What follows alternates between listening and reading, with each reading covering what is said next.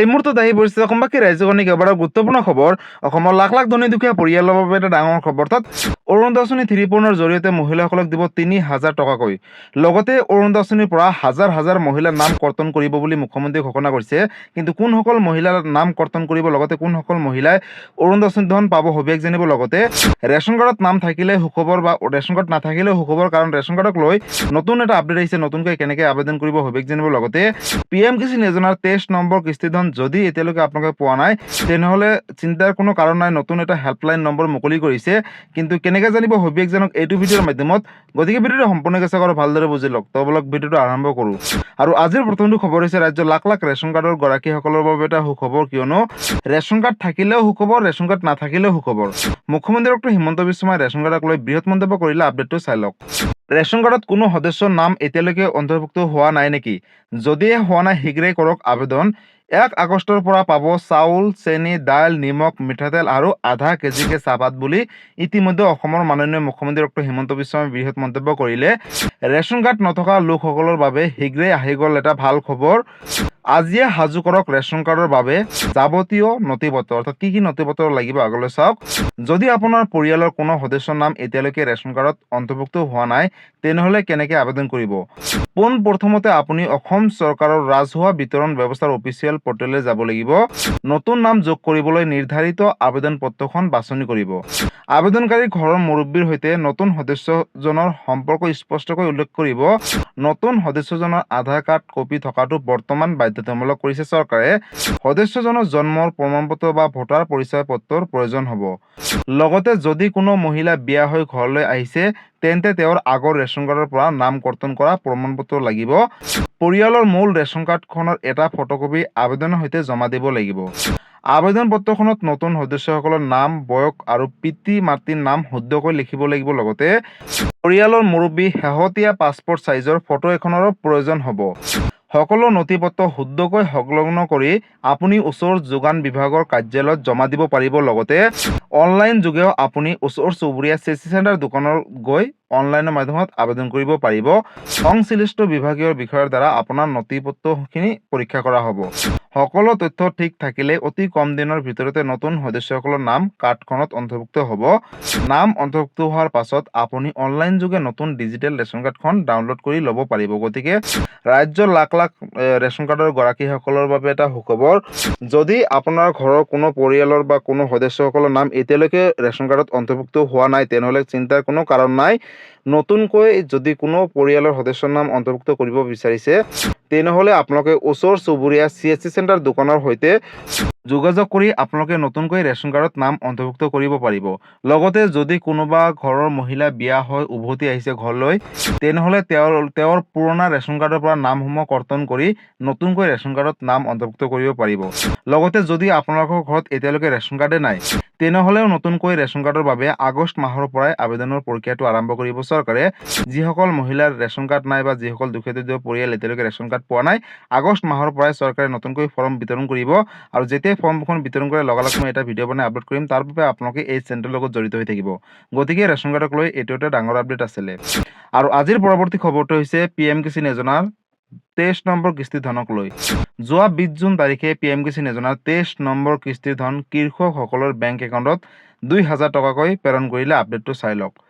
PM Kisan যোজনাৰ ধন লাভ নকৰিলে কৰক এটা বিশেষ ফোন। অৰ্থাৎ 23 নম্বৰ কিস্তি ধন নাপালে পুৱা 6 বজাৰ পৰা নিশা 10 বজাৰ ভিতৰত ফোন কৰিব পাৰিব। 1800 1551 অথবা 155261 নম্বৰত যোগাযোগ কৰিব পাৰিব। লগতে অসমৰ 18,59,652 জন কৃষকে লাভ কৰিলে 23 নম্বৰ কিস্তিৰ 2,000 টকা। অসমৰ কৃষকৰ বাবে কেন্দ্ৰীয় চৰকাৰৰ এটা বিশেষ পদক্ষেপ গ্ৰহণ কৰিছে। ইতিমধ্যে ৰাজ্যৰ প্ৰতিখন জিলাৰে দীঘলীয়া তালিকা ইতিমধ্যে ৰাজ্য চৰকাৰে প্ৰস্তুত কৰিছে, কিয়নো 23 নম্বৰ কিস্তি ধন যিসকল কৃষকে লাভ কৰি তেওঁলোকক লৈ নতুন এটা আপডেট দিছে। যদি আপোনালোকে এতিয়ালৈকে 23 নম্বৰ কিস্তিৰ ধন পোৱা নাই, তেনেহ'লে চিন্তাৰ কোনো প্ৰয়োজন নাই। যিহেতু এই টকাসমূহ DBT যোগে কেন্দ্ৰীয় চৰকাৰে ৱেষ্ট বেংগলৰ পৰা প্ৰেৰণ কৰিলে। কেতিয়াবা বেংকৰ ছাৰ্ভাৰ প্ৰব্লেম থাকিলে বা বেংকৰ যদি কিবা আপডেট দিবলগীয়া থাকে, তেনেহ'লে এদিন বা দুদিন লেট হয়। যদি এদিন দুদিনৰ ভিতৰত নোসোমায়, তেনেহ'লে আপোনালোকে যি দুটা হেল্পলাইন নম্বৰৰ কথা ক'লোঁ আৰু এই বিশেষ নম্বৰ দুটাৰ সৈতে যোগাযোগ কৰি যিখিনি আপোনালোকৰ সমস্যা হৈ আছে, আপোনালোকে কিহৰ বাবে বঞ্চিত হৈ আছে, তেওঁলোকক অভিযোগ দিব পাৰিব। আৰু এটা অভিযোগৰ পিছতে কিন্তু আপোনালোকে 23 নম্বৰ কিস্তিধন লাভ কৰিবলৈ সক্ষম হ'ব। অৰ্থাৎ যদি আপুনি এগৰাকী যোগ্য কৃষক হয়, KYC আপডেট কৰিছে, বেংকৰ লগত আধাৰ কাৰ্ড লিংক আছে, মাটিৰ জমাবন্দীখিনি আপডেট দিছে, মোবাইল নম্বৰ আপডেট দিছে, লগতে যদি কৃষক পঞ্জীয়ন কৰিছিলে, তেনেহ'লে নিশ্চয় আপোনালোকে 23 নম্বৰ কিস্তিৰ টকা পালে। কিবা কাৰণত যদি এই টকাটো পোৱা নাই, তেনেহ'লে আপোনালোকৰ বেংকসমূহ এবাৰ চেক কৰি ল'ব, বা বেংকত গৈ বেংকৰ যদি কিবা আপডেট দিবলগীয়া আছে নথিপত্ৰ, তেনেহ'লে বেংক একাউণ্টটো এবাৰ আপডেট দি ল'ব। যদি আপোনালোকৰ তাৰ পিছতো নোসোমায় এদিন দুদিনৰ পিছত, তেনেহ'লে কিন্তু আপোনালোকে এই বিশেষ নম্বৰ দুটাৰ সৈতে অতি শীঘ্ৰে যোগাযোগ কৰি ল'ব। আৰু আপোনালোকৰ যোনটো ৰেজিষ্ট্ৰেশ্যন নম্বৰ, সেই ৰেজিষ্ট্ৰেশ্যন নম্বৰটো আপোনালোকে হেল্পলাইন নম্বৰত ফোন কৰি আপোনালোকে দিব লাগিব। আৰু দিয়াৰ পিছতে তেওঁলোকে চেক কৰি ক'ব যে আপোনালোকে কিহৰ বাবে বঞ্চিত হৈ আছে। যদি কিবা খেলি মেলি হৈ আছে, তেনেহ'লে 23 নম্বৰ কিস্তিৰ ধনৰ 2000 টকাটো আপোনালোকে আহিবলগীয়া 24 নম্বৰ কিস্তিৰ ধনৰ 2000 টকা প্লাছ 2000 টকা, 4000কৈ টকা লাভ কৰিব। তাৰ বাবে আপোনালোকে পোনপ্ৰথমতে নিজৰ বেনিফিচিয়াৰী ষ্টেটাছ এবাৰ চেক কৰি ল'ব যে আপোনালোকৰ বেনিফিচিয়াৰী ষ্টেটাছত কিবা ভুল হৈ আছে নেকি। যিকোনো সমস্যা হৈ থাকিলে বা কিবা ভুল হৈ থাকিলে অতি শীঘ্ৰেই শুধৰণি কৰক, কিয়নো ইতিমধ্যে কেন্দ্ৰীয় চৰকাৰে ঘোষণা কৰিছিলে যে যিসকলে KYC আপডেট কৰিলে, বেংকৰ লগত আধাৰ কাৰ্ড লিংক আছে, লগতে কৃষক পঞ্জীয়ন কৰিলে, তেওঁলোকক ইতিমধ্যে 2000 টকা প্ৰেৰণ কৰা হ'ল। আৰু যিসকলে পোৱা নাই, হেল্পলাইন নম্বৰৰ সৈতে যোগাযোগ কৰি আপোনালোকৰ সমস্যাখিনিৰ কথা অভিযোগ দিব পাৰিব। গতিকে PM কিষাণ যোজনাক লৈ এইটো এটা ডাঙৰ আপডেট আছিলে। আৰু আজিৰ পৰৱৰ্তী খবৰটো হৈছে অৰুণোদয় আঁচনিক লৈ। অৰুণোদয় আঁচনিৰ জৰিয়তে মহিলাসকলে নাপাব 1250 টকা, তাৰ পৰিৱৰ্তে লাভ কৰিব 3000 টকা পৰ্যন্ত। লগতে লাখ লাখ মহিলাৰ নামসমূহ কৰ্তন কৰিব। আপডেটটো চাই লওক। অৰুণোদয় আঁচনিক লৈ ডাঙৰ ঘোষণা। ঘৰে ঘৰে যাব চৰকাৰী বিষয়া, সোমাব নতুন হিতাধিকাৰীসকলৰ নাম অৰুণোদয় আঁচনিত। অৰুণোদয় আঁচনিক লৈ অসমৰ মাননীয় মুখ্যমন্ত্ৰী ডক্টৰ হিমন্ত বিশ্ব শৰ্মাই ডাঙৰ ঘোষণা কৰিলে যে ঘৰে ঘৰে যাব চৰকাৰী বিষয়া, যিসকল যোগ্য হ'ব তেওঁলোকৰ নামসমূহ ৰাখিব। হিতাধিকাৰীসকলৰ হ'ব পুনৰীক্ষণ, অৰ্থাৎ যিসকলে যোগ্য হ'ব তেওঁলোকে লাভ কৰিব অৰুণোদয় আঁচনিৰ টকা। সোমাব নতুন হিতাধিকাৰীসকলৰ নাম, যিসকলে অৰুণোদয় আঁচনি ধন পোৱাৰ বাবে যোগ্য নহয় তেওঁলোকৰ নামসমূহ কৰ্তন কৰিব। হিতাধিকাৰীসকলৰ তালিকাত হ'ব ডাঙৰ সাল সলনি। যোগ হ'ব নতুন নিয়ম, অৰ্থাৎ নতুন নিয়মৰে লাভ কৰিব অৰুণোদয় আঁচনিৰ টকা। অৰুণোদয় আঁচনিৰ হিতাধিকাৰীসকলক লৈ চলিব সমীক্ষা বুলিও ঘোষণা কৰিছে অসমৰ মুখ্যমন্ত্ৰী ডক্টৰ হিমন্ত বিশ্ব শৰ্মাই। হিতাধিকাৰীসকলৰ ঘৰে ঘৰে গৈ পুনৰ কৰা হ'ব ভেৰিফিকেশ্যন। আৰ্থিক অৱস্থা উন্নত হোৱাসকলৰ কৰ্তন হ'ব অৰুণোদয় আঁচনিৰ পৰা নাম। অৰুণোদয় আঁচনি ধন পোৱা পৰিয়ালৰ সদস্যই চৰকাৰী চাকৰি পালে তেওঁলোকৰ নামসমূহ কৰ্তন কৰা হ'ব। বাদ পৰি যোৱা দৰিদ্ৰ, বিধৱা, অবিবাহিতা মহিলা, লগতে দিব্যাংগক নতুনকৈ অৰুণোদয় আঁচনিত অন্তৰ্ভুক্ত কৰিব। অৰুণোদয় আঁচনি হিতাধিকাৰীসকলে বেংকৰ লগত আধাৰ কাৰ্ড লিংক কৰাটো বাধ্যতামূলক।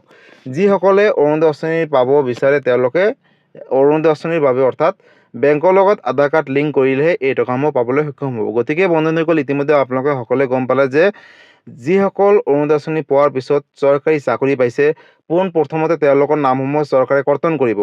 লগতে যদি আৰ্থিকভাৱে উন্নত হৈছে, আৰ্থিকভাৱে যিসকলে উন্নত হৈছে তেওঁলোকৰ নামসমূহ কৰ্তন কৰিব বুলি ইতিমধ্যে অসমৰ মাননীয় মুখ্যমন্ত্ৰী ডক্টৰ হিমন্ত বিশ্ব শৰ্মাই ঘোষণা কৰিছে।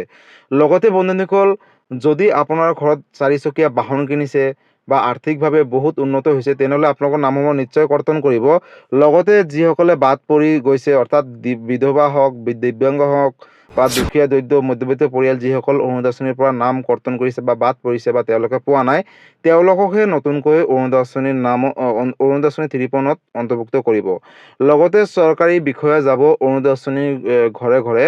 যিসকলে যোগ্য হ'ব তেওঁলোকৰ নামসমূহ ৰাখিব, আৰু যিসকলে অযোগ্য হ'ব অৰুণোদয় আঁচনিৰ বাবে তেওঁলোকৰ নামসমূহ অৰুণোদয় আঁচনিৰ পৰা কৰ্তন কৰিব বুলি ইতিমধ্যে অসমৰ মুখ্যমন্ত্ৰী ডক্টৰ হিমন্ত বিশ্ব শৰ্মাই নিৰ্দেশ জাৰি কৰিছে।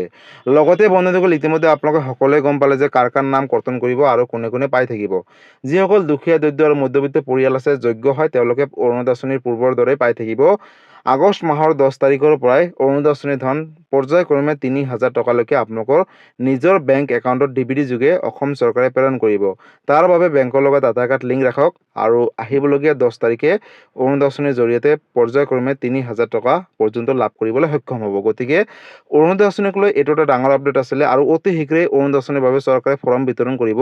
যেতিয়া ফৰ্ম বিতৰণ কৰে, কেনেকৈ এপ্লাই কৰিব লাগিব, সবিশেষ এটা ভিডিঅ' বনাই আপলোড কৰিম। তাৰ বাবে আপোনালোকে এই চেনেলটোৰ লগত জড়িত হৈ থাকিব আৰু নতুন নতুন আপডেটসমূহ পাই থাকিব। লগতে অৰুণোদয় আঁচনিক লৈ কিবা সুধিবলৈ, কিবা জানিবলৈ আপোনালোকে মোক কমেণ্ট কৰি জনাব, মই নিশ্চয় ৰিপ্লাই দিবলৈ চেষ্টা কৰিম। গতিকে বন্ধুসকল আজি আছিলে এইটো এটা ইনফৰ্মেটিভ ভিডিঅ' আৰু গুৰুত্বপূৰ্ণ খবৰ। ভিডিঅ'টো চাই কেনেকুৱা পালে যদি ভাল পালে চেনেলটো নতুনকৈ আহিছে চেনেলটো ছাবস্ক্ৰাইব কৰিব, লাইক কৰিব। কিবা সুধিবলগীয়া বা জানিবলগীয়া আছে আপোনালোকে মোক কমেণ্ট কৰি জনাব, মই নিশ্চয় ৰিপ্লাই দিবলৈ চেষ্টা কৰিম। লগতে এই ভিডিঅ'টো ৰাজ্যৰ সকলো মহিলা তথা সকলো ব্যক্তিৰ মাজলৈ শ্বেয়াৰ কৰি দিব। ধন্যবাদ। জয় আই অসম।